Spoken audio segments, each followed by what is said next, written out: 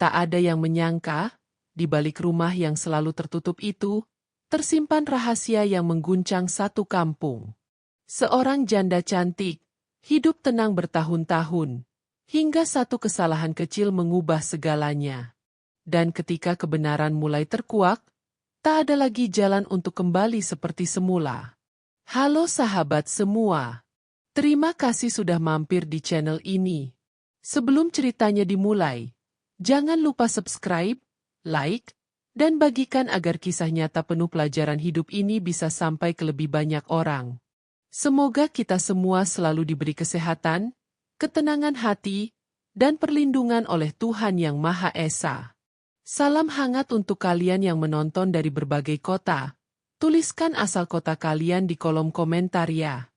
Sejak suaminya meninggal 3 tahun lalu, Alia memilih hidup tenang di rumah peninggalan mendiang suaminya. Di usianya yang masih terbilang muda, kecantikannya justru menjadi tembok tak kasat mata. Ia ramah, sopan, namun menjaga jarak. Bagi tetangga, Alia adalah janda yang terlalu rapi untuk dunia yang suka bergosip. Rumahnya berdiri di ujung gang, berdinding putih dengan pagar besi hitam. Hampir tak pernah terdengar suara tawa dari sana. Sampai suatu sore, suara itu kembali terdengar, pelan, canggung, dan mengundang rasa ingin tahu. Tetangga baru itu bernama Raka. Ia pindah ke rumah seberang. Seorang pria sederhana yang dikenal ringan tangan dan suka menolong. Awalnya, interaksi mereka hanyalah sapaan singkat. "Selamat sore, Bu Alia." "Iya, sore." Namun hari-hari sunyi seringkali mempertemukan dua orang yang sama-sama kesepian. Ketika hujan deras merusak atap rumah Alia, Raka datang membantu. Tak ada yang aneh, hanya obrolan ringan, kopi hangat, dan cerita hidup yang perlahan terbuka. Alia berbicara tentang malam-malam panjangnya, Raka tentang kesendiriannya di kota baru. Sejak hari itu, Raka semakin sering membantu. Membetulkan lampu, memperbaiki kran, sekadar menanyakan kabar. Alia mulai tersenyum lagi, sesuatu yang sudah lama hilang dari hidupnya. Namun di sebuah kampung kecil, perhatian sekecil apapun bisa menjadi api. Bisik-bisik mulai terdengar. Tatapan mulai berubah. Dan tanpa disadari Alia, satu kenyamanan kecil sedang menyeretnya. Sejak malam itu lampu kamar Alia sedang padam. Alia minta tolong ke Raka untuk betulkan lampu supaya bisa nyala lagi. Setelah nyala lampunya, Raka hendak bergegas pulang. Alia suruh tunggu Raka di kamar karena sedang dibuatkan teh untuk melepas lelah. Setelah buat teh, Alia antar teh itu ke kamar untuk diberikan ke Raka. Tanpa disengaja teh itu jatuh dan terkena baju Raka hingga basah. Raka melepas baju karena kepanasan. Seketika Alia refleks dia basuh dada Raka dengan handuk kecil. Alia basuh tubuhnya hingga basuh rudal milik Raka. Tanpa disadari Raka hanya pasrah tubuhnya dibasuh dengan perlahan hingga menikmatinya. Akhirnya mereka berpelukan, berciuman lama. Dan Raka melepas kain yang dipakai Alia. Alia menikmati rudal Raka, dan Raka menikmati 2 buah besar dan serabi lempitnya Alia. Mereka saling menyelimuti tubuhnya hingga nikmat sampai waktu malam berakhir. Di suatu pagi, saat ia menatap dirinya di cermin dengan tangan gemetar, Alia tahu, hidupnya tak akan pernah sama lagi. Perubahan dalam hidup Alia tak terjadi dalam semalam, tapi tubuhnya mulai memberi tanda-tanda yang tak bisa diabaikan. Pagi-pagi yang dulu tenang kini diiringi mual. Aroma kopi yang biasa menenangkan justru membuatnya berlari ke kamar mandi. Awalnya ia mengira hanya kelelahan. Sampai hitungan hari tak lagi bisa berdusta. Alia duduk lama di tepi ranjang, menatap kalender dengan mata kosong. Jantungnya berdegup tak beraturan. "Tidak, ini tidak mungkin," gumamnya pelan. Namun kenyataan tak bisa diusir. Di luar rumah, suasana kampung mulai berubah. Senyum para tetangga tak lagi hangat. Sapaan terdengar singkat, bahkan kadang hanya anggukan dingin. Ibu-ibu yang biasa berkumpul kini terdiam ketika Alia lewat. Anak-anak berhenti bermain dan menatapnya seolah ada sesuatu yang berbeda. Alia bisa merasakannya, bisikan itu ada, meski tak pernah terdengar jelas. Raka pun menyadari perubahan itu. Ia datang sore itu, wajahnya tampak cemas. "Kamu kelihatan pucat. Kamu nggak apa-apa?" tanyanya hati-hati. Alia ingin bicara, ingin jujur, tapi lidahnya keluh. Kata-kata terasa terlalu berat untuk diucapkan. "Aku cuma capek," jawabnya singkat, meski suaranya bergetar. Malam itu, Alia tak bisa tidur. Ia teringat almarhum suaminya, janji-janji yang dulu terucap, dan kehidupan yang ia bangun dengan susah payah. Semua kini seperti berdiri di tepi jurang. Pagi berikutnya, ia memutuskan memeriksakan diri diam-diam ke klinik kecil di luar kampung. Hujan turun tipis, seolah ikut menyembunyikan langkahnya. Ketika hasil pemeriksaan diberikan, tangan Alia gemetar hebat. Positif. Dunia seakan runtuh dalam sekejap. Ia terduduk lemas, napasnya tercekat. Air mata jatuh tanpa suara. Bukan hanya karena kenyataan itu, tapi karena ia tahu, tak ada cara untuk menyembunyikannya selamanya.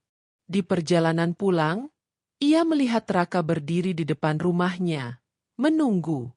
Tatapan mereka bertemu. Tak ada kata. Hanya rasa takut yang sama di mata masing-masing. Sore itu, di balik pintu rumah yang tertutup rapat, Alia akhirnya berkata pelan namun tegas. "Ada sesuatu yang harus kamu tahu." Dan sejak kalimat itu terucap, keduanya sadar. Rahasia ini bukan lagi milik mereka berdua. Hujan belum berhenti sejak sore itu. Suaranya menimpa atap rumah Alia seperti ketukan waktu yang tak bisa ditunda. Di ruang tamu yang biasanya sunyi, Alia dan Raka duduk saling berhadapan, dipisahkan meja kecil dan jarak yang terasa terlalu jauh. Alia menggenggam kedua tangannya sendiri. Jemarinya dingin.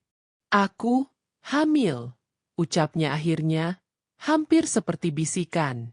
Kata itu melayang di udara, berat, lalu jatuh menghantam kesadaran Raka. Wajah pria itu pucat.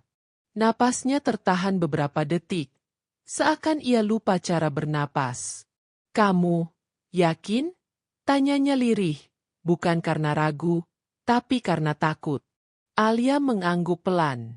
Matanya berkaca-kaca. "Aku sudah periksa." Tak ada teriakan. Tak ada tuduhan. Hanya keheningan yang lebih menyesakan dari hujan di luar. Raka menunduk, menyandarkan siku ke lutut, menutup wajahnya dengan kedua tangan. "Aku nggak pernah berniat," ucapnya terbata. "Aku tahu," potong Alia cepat. "Aku juga." Mereka sama-sama sadar.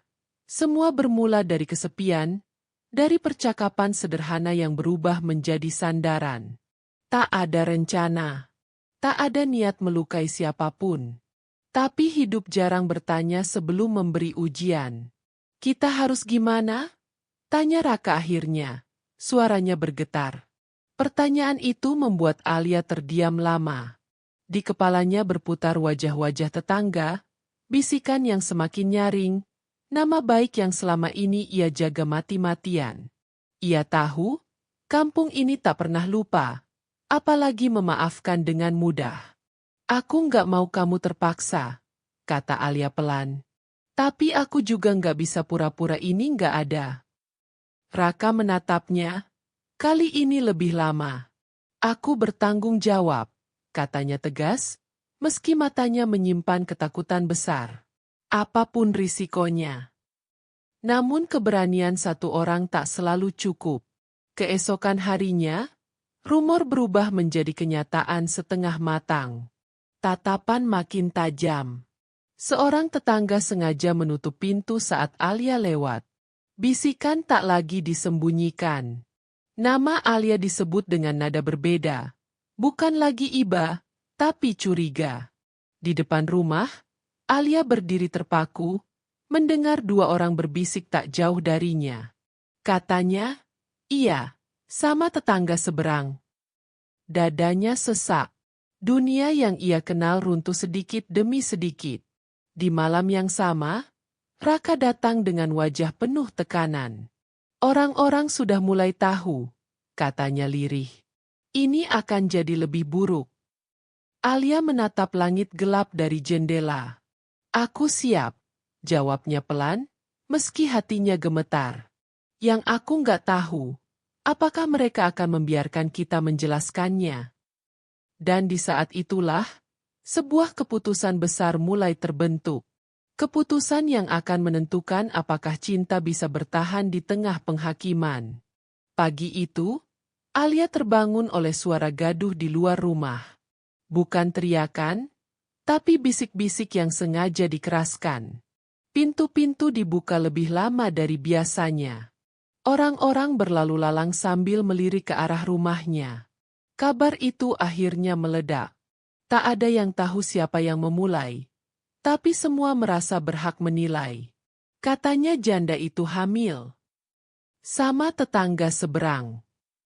Pantas saja sering kelihatan bareng.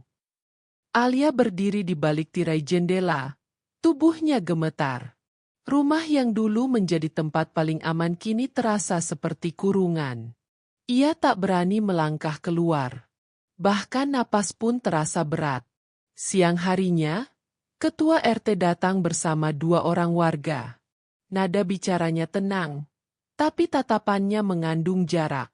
Kami cuma mau kejelasan, katanya singkat. Raka datang tak lama kemudian. Ia berdiri di samping Alia, meski kakinya tampak kaku. Ini tanggung jawab saya, ucapnya lantang sebelum Alia sempat berbicara. Saya tidak akan lari. Kalimat itu membuat suasana hening. Beberapa warga saling pandang. Ada yang terkejut, ada yang sinis, ada pula yang diam karena tak tahu harus berkata apa.